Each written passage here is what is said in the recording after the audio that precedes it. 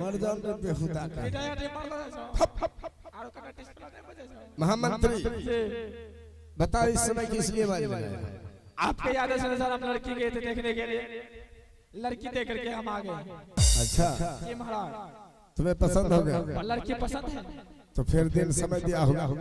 लड़की जे देखे हम लागे लड़की जे देखे हम लागे रहो जे देखे मतलब लड़की जे तरबम रूप रहो तरबम। अच्छा तोरा थथनो बनो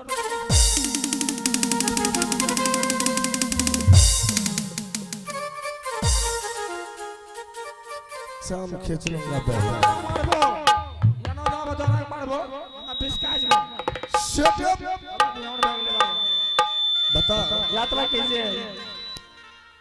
दिन समय दिया था? दे दिए थे।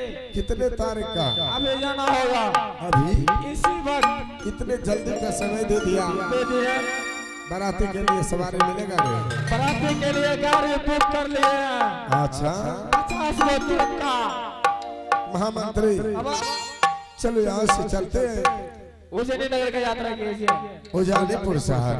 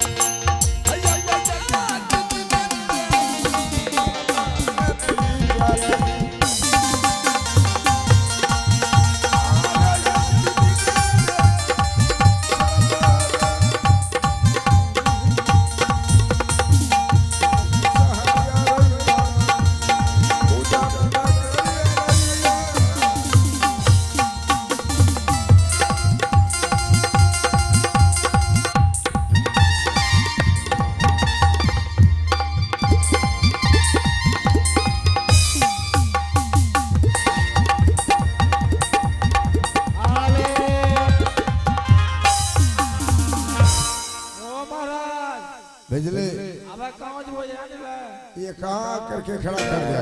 ये है उज्जैनी नगर। अच्छा जी जी यही है उजानीपुर शहर। जी जी महाराज। महामंत्री चले लो बाराती आ गया? सब बाराती आ गया है। तो सभी बाराती आ गया तो बजा नहीं किया था? बजा किए थे। फिर बजाएगा क्या? इसी वक्त बजाएंगे हम। अच्छा आपका व्यवस्था आपका व्यवस्था हुआ है वहाँ मंदिर में। हाँ आप मंदिर जाइए तब तक बाराती को भोजन करा रहे हैं। चलो ठीक है मामा। जा मंदिर में भी आके रखो। ओहो रेडी बजा बजा बजा बजा बजा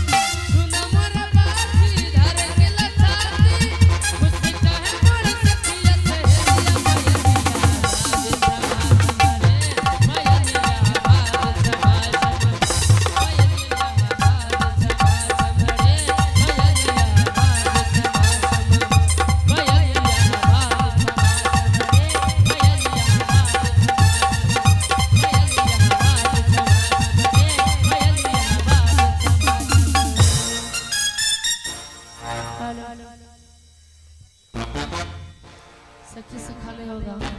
सुनो सहेलियों, हाँ एगो और गाना गाओ, शादी वाला गाना। अच्छा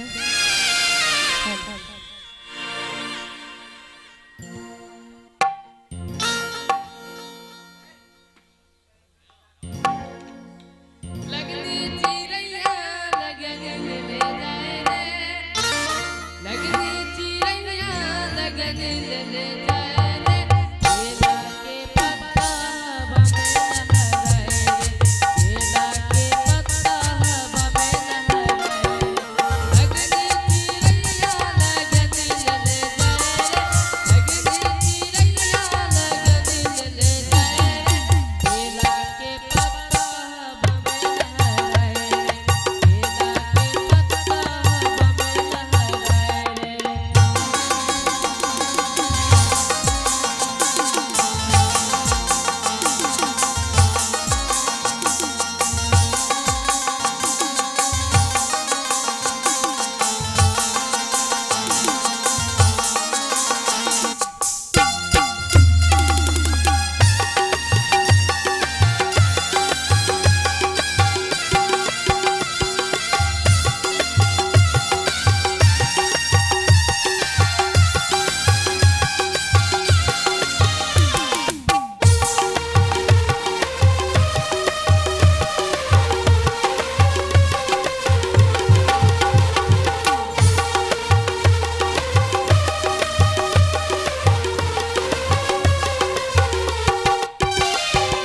भैया दबे भौजी नाचै छै, भैया दबे भौजी नाचै छै, भैया मुका बैठिया सुबहारे, लगनी चिड़ैया लगने ले जाए, लगनी चिड़ैया लगने ले जाए रे, आमों के पत्ता बमे लहराए रे, चोखा के पत्ता बमे लहराए रे, आमों के पत्ता बमे लहराए रे, केला के पत्ता बमे लहराए रे, चोखा के पत्ता बमे लहराए रे, आमों के पत्ता बमे लहराए रे, केला के पत्ता बमे लहराए रे, चोखा के पत्ता बमे लहराए रे, आमों के पत्ता बमे लहराए रे। हेलो हलचे